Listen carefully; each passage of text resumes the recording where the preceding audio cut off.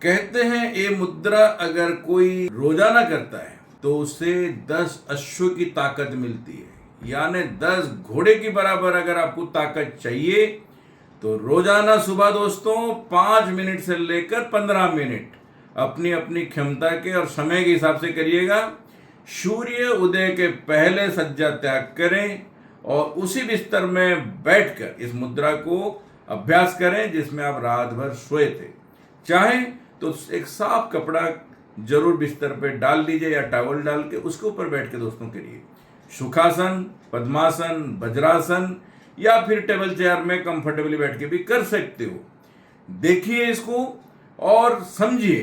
पहली बात है दोस्तों, 10 अश्व का मतलब होता है कि मानसिक, शारीरिक और आध्यात्मिक चेतना सब में दोस्तों ग्रोथ होगा।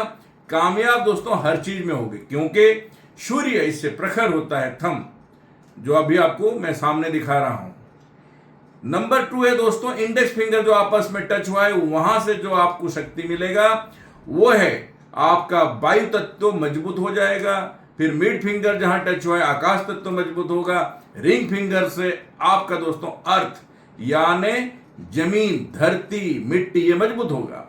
और पानी लिटिल फिंगर यानी आपका सबसे जो छोटा उंगलियां हैं वो जो आपका टच होते हैं उससे जो वैद्युतिक ताकत होती है, जो मैग्नेटिक फील्ड दोस्तों आपका मजबूत होता है, सूक्ष्म तत्व जो आपका एक्टिवेट होता है उससे वो शक्ति मिलती है। दोस्तों जरूर करिए, शाम को एक बार और सुबह एक बार, कम से कम 5 से 15 मिनट तक।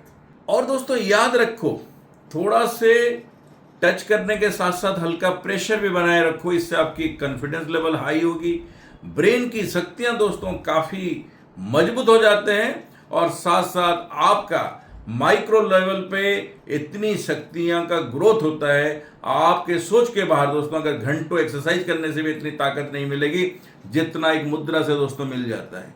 याद रखो, करने का तरीका सही ढंग से जानना चाहिए। ये देखिए, थंब को इस तरीके से टच किया गया है, चारों फिंगर को दोस्तों ऐसे रखा गया है और ये इस तरीके से बना हुआ है।